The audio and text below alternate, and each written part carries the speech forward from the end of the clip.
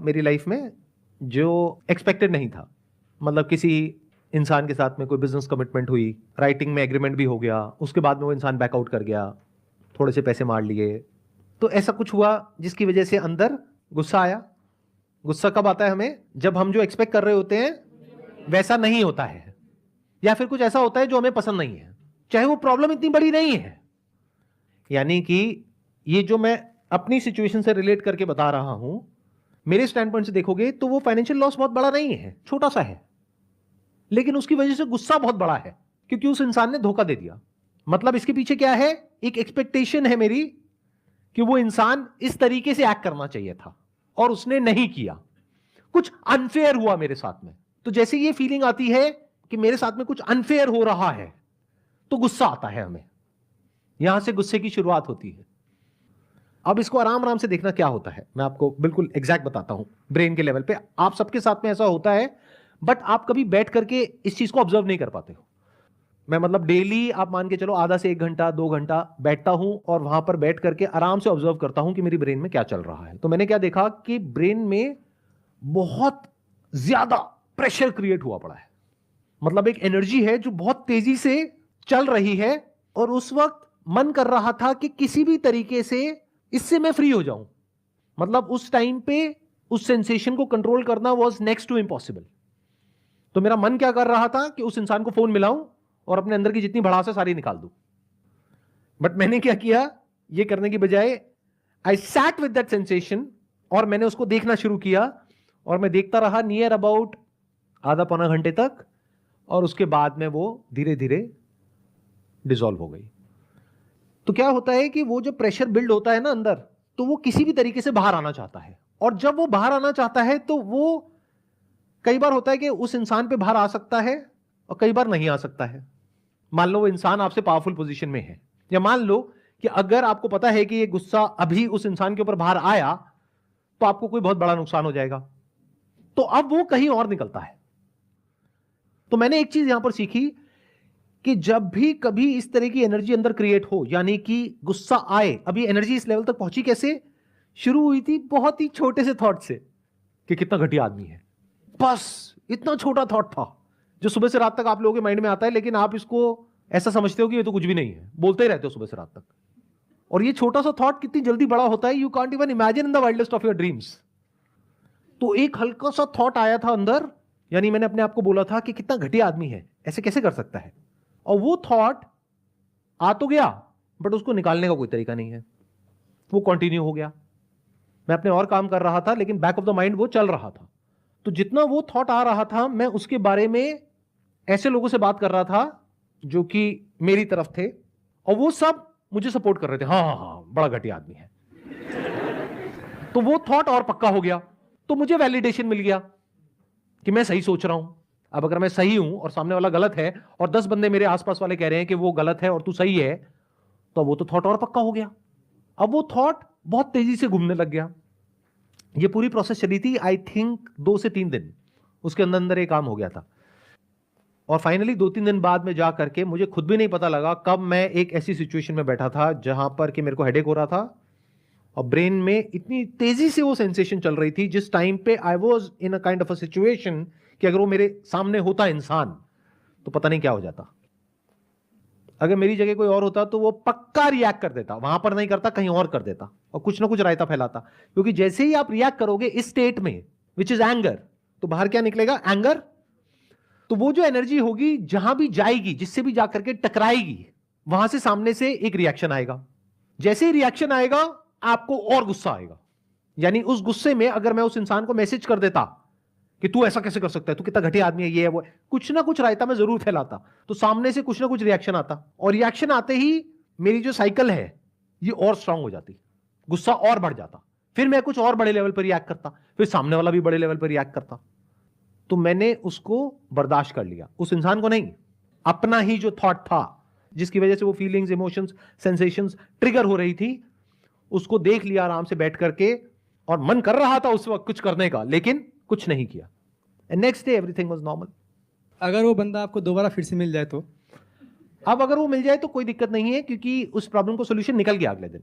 क्योंकि अगले दिन मैं इस सिचुएशन में था कि मैं उस प्रॉब्लम का सोल्यूशन निकाल सकता था।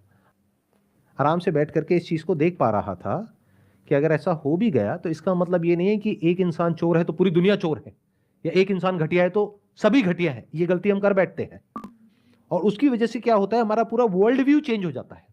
देन हमारा नेचर ही ऐसा हो जाता है कि हमको हर एक पे गुस्सा आने लगता है। और ऐसे बहुत लोग हैं, सड़क पे आप जा रहे हो, हल्का सा टक्कर हुई भी नहीं है, थोड़ा सा उसके पास पहुंच गए, और इधर से उसने देखा, आपने बड़े भोलेपन से उसको देखा, बताऊं तेरे को? तो क्या बताएगा भाई, कुछ नहीं हुआ है, और क्यों बताना है तुझे मुझको, मैं कौन हूं? मतलब समझ रहे हो, वो इंसान भरा पड़ा है गुस्से से। और ऐसे बहुत लोग हैं जो हमारे आसपास में घूम रहे हैं। तो इस तरह से आप देख सकते हो। वो तब देख सकते हो जब आप खुद कूल और काम हो। अगर आप भी अंदर से भरे पड़े हो और वो जो सामने वाला है गाड़ी वाला वो भी भरा पड़ा है, तो हो गया काम। फिर तो दोनों अपनी अपनी बीवी का गुस्सा एक दूसरे पे निकाल देंगे। ये जो चीज होती है, अगर इसको सही टाइम पे ना रोका जाए तो फिर ये आपकी नेचुरल स्टेट बन जाती है। जैसे मेरी जो नेचुरल स्टेट है वो है आराम से कूलली कामली पीसफुली अपना मजे में रहता हूं। तो अब ऐसे में क्या होता है कि जैसे ही ऐसा कुछ होता है, कभी महीने में 2 महीने में एक बार कोई भी सेंसेशंस आई अंदर, तो मैं उसको देख लेता हूं। तो वो मेरे लिए अननेचुरल स्टेट है। और इसका उल्टा भी हो सकता है कुछ लोगों के लिए, कि उनकी नेचुरल स्टेट है रिएक्ट करने वाली है। कोई कुछ बोल के तो देखे। जैसे मैंने कुछ हस्बैंड वाइफ को देखा है, इस तरह का रिलेशन होता है, कभी साथ में बैठे हुए हैं, जरा सा मतलब दोनों एक दूसरे की वेट कर रहे हैं, कुछ बोल तो सही तू। और इधर से इसने बेचारे ने हल्का सा कुछ बोला, चाहे वो नहीं भी बोला जो वो एक्सपेक्ट कर रही थी, लेकिन उसने उसको फटाफट से कनेक्ट किया। हाँ हाँ तेरी माँ भी तो ये वो तो माँ पे मत जाइयो। कुछ भी चल रहा है, भरे पड़े हैं और एक दूसरे पे फटने के लिए तैयार हैं, कभी भी फट सकते हैं। तो अगर आप ऐसा बनना चाहते हो तो दैट्स योर चॉइस, कोई बात नहीं, कोई नहीं रोक रहा आपको, फटो जितना फटना है फटो। बट याद रखना कि अगर कोई आपसे बड़ा फटने वाला मिल गया तो ब्लास्ट बड़ा भी हो सकता है, अनकंट्रोलेबल भी हो सकता है, और वो हो सकता है पूरी लाइफ के लिए आप रिग्रेट करते रहो। तो बेटर सोल्यूशन क्या होता है, जब भी गुस्सा आए, never say anything, never do anything, just bear it. उसको ऐसे देखो पेन की तरह, इट्स पेनफुल। और जब भी हमको दर्द होता है तो हम चाहते हैं कि उस दर्द से हमको छुटकारा मिल जाए फटाफट से, चाहते हैं ना? और उससे छुटकारा पाने का हम क्या इलाज निकालते हैं कि अंदर जो भी चल रहा है जा करके सारा एज इट इज सामने वाले को बोल दो, बिना किसी फिल्टर के, बिना किसी लेयर के। बट हम सुनने को तैयार नहीं है। अगर सामने वाला भी बोल जाए तो गड़बड़ हो गई ना। तो इस तरह से जब आप आराम से ठंडे दिमाग से चीजों को देख लेते हैं और इसको आपको बियर करना आ जाता है, तो अब आपके पास में एक बहुत बड़ी क्वालिटी है जो बहुत सारे लोगों के पास में नहीं है। यानी जिस वक्त गुस्सा आ रहा है उस वक्त आप रिएक्ट नहीं करोगे, जिस वक्त सामने वाला गुस्से में है उस वक्त आप वहां से चले जाओगे। मतलब सिंपल से रूल है दो, कि जब सामने वाला जरूरत से ज्यादा गुस्से में है, चुपचाप वहां से निकल जाओगे, निकल सकते हो तो। सर जैसे हम ऑफिस में काम करते हैं, हमारे बॉस ने मुझे कुछ बोला गुस्से में, तो हम काम छोड़ के भाग जाएं? नहीं, आप काम छोड़ करके नहीं भाग सकते। आप बड़े पोलाइटली उस बॉस को बोल सकते हो कि जो आप बोल रहे हो वो बात सही है, लेकिन कहने का तरीका ठीक नहीं है। सर उनसे कुछ बोल ही तो नहीं सकते। तो ऐसी जगह काम क्यों करते हो? और अगर ऐसी जगह काम करते हो तो यहां पर आकर के कैमरास लगे हुए हैं, वीडियो में ये सब क्यों बोलते हो? उससे कोई दिक्कत नहीं है सर, देख भी ले तो कुछ नहीं होगा। अभी तक तो उन्होंने देखा ही नहीं था, अभी इतना कुछ हो रहा था। अब जब देखेंगे तो पता नहीं क्या क्या होगा। कुछ नहीं होगा सर, क्या ही कर सकते हैं। आप धमका रहे हो उनको? नहीं सर, ये नहीं कहता, धमका नहीं। आप उनको चैलेंज दे रहे हो? नहीं सर।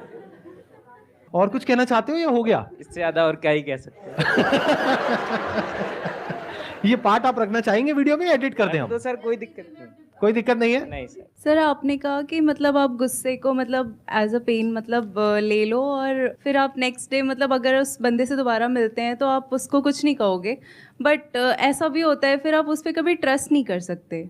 मतलब मेरा क्वेश्चन एक्चुअली ये है कि अगर किसी रिलेशनशिप में आप ऐसा कुछ फेस कर रहे हैं तो वहाँ से मतलब क्या सोल्यूशन है फिर? रिलेशनशिप में तो होता है ये सब, और कहाँ होता है? देखो, अनजान लोगों के साथ में ये सब नहीं होता जो मैंने बात करी। रिलेशन में ही होगा ना, कोई आपका फ्रेंड होगा, रिलेटिव होगा, या ऑफिस में कलीग होगा, या कोई बिजनेस रिलेशन होगा, कोई ना कोई रिलेशन होगा, वहीं पर तो ये सब होगा। अनजान से क्या फर्क पड़ता है? अनजान से तो अगर थोड़ा बहुत हो भी गया तो तू अपने रास्ते में अपने रास्ते। तो अब सवाल उठता है कि क्या करें अगले दिन आप ठंडे दिमाग से पहले आप देखो सामने वाले की सिचुएशन क्या है, सही टाइम मिले बात करने का तो किसी और टॉपिक से करके फिर उस टॉपिक पर आप वापस आ सकते हो अगर आपको जरूरत लगती है तो। बट अगर आपको ये क्लियर है कि सामने वाला बंदा चोर है, तो फिर बात करने का कोई सेंस ही नहीं है। अब तो बिल्कुल ऐसा है कि किसी की फितरत है मान लो काटने की, और आप जा करके उसको कह रहे हो कि भाई तू कुत्ता है, काटता है, वो और काटेगा क्योंकि उसके माइंड में वो कुत्ता नहीं है।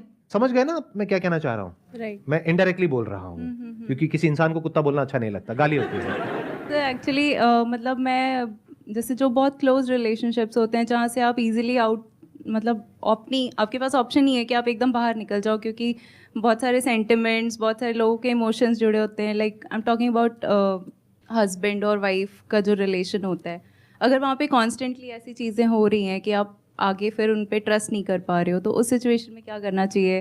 ट्रस्ट सबसे जरूरी है एक रिलेशनशिप में, स्पेशली हस्बैंड वाइफ के रिलेशनशिप में। अगर आप अपने हस्बैंड पे ट्रस्ट नहीं कर सकते हो तो वो रिलेशन किसी काम का नहीं है। अगर आप अपने दोस्त पे ट्रस्ट नहीं कर सकते हो तो वो रिलेशन किसी काम का नहीं है। अब सवाल उठता है कि जो आप उस पर ट्रस्ट नहीं कर पा रहे हो वो आपकी अपनी प्रॉब्लम की वजह से हो रहा है या एक्चुअल में हो रहा है? एक्चुअल में हो रहा है। इफ यू से कि वो एक्चुअल में हो रहा है, डू यू हैव प्रूफ कि वो एक्चुअल में हो रहा है? इसको इस तरीके से देखो कि कल को अगर आपको कोर्ट में जाकर के उसके ऊपर केस करना पड़े तो कोर्ट में जाते ही आप किसी के बारे में कुछ भी बोल दोगे तो सबसे पहले कोर्ट क्या कहेगा? प्रूफ। प्रूफ क्या है? कोई भी आकर के कुछ भी बोल सकता है, किसी के अगेंस्ट भी कुछ भी बोल दिया। प्रूफ क्या है आपके पास में? तो if you have proof of what you are saying is true, then you have to see कि क्या मैं उसको इंटरपोलेट कर रही हूं अपने माइंड में। इंटरपोलेट का मतलब होता है कि क्या मैं उसको बढ़ा चढ़ा करके अपने माइंड में बोल रही हूं कि उसने गलती करी है इस लेवल की और मैं कह रही हूं कि उसने इस लेवल की गलती कर दी है। यह भी समझना पड़ेगा। तो it is not that simple and that straightforward, but इस तरह की क्रिटिकल थिंकिंग के लिए you need to have a peaceful mind. तब आप एक्चुअल में देख सकते हो, एक्चुअल में समझ सकते हो कि एग्जैक्टली चल क्या रहा है। सर अगर कोई गलत कर रहा है आपके सामने और बार बार वही गलती कर रहा है, वो एक बार को हम चलो आपके कहने पे सर हमने मतलब करा भी है कि ठीक है गुस्सा आ गया, घर बैठ गए, फिर आता सामने, फिर वही होता है बार बार, फिर बैठ गए, तो सर कैसे मतलब कैसे रोके अपने आप को? नहीं तो इसका मतलब आपने मेरी वीडियोस ध्यान से नहीं देखी। देखो मैं बताता हूं, मैं ये नहीं कहता कि अगर कोई आपके साथ में गलत कर रहा है तो आप चुपचाप बैठ जाओ और कुछ मत करो डर करके। मैं कहता हूं लड़ो, लेकिन शांत मन से लड़ो। अगर गुस्सा आ रहा है तो पहले अपने गुस्से को शांत होने दो। जब गुस्सा शांत हो जाए तब आराम से ठंडे दिमाग से लड़ो।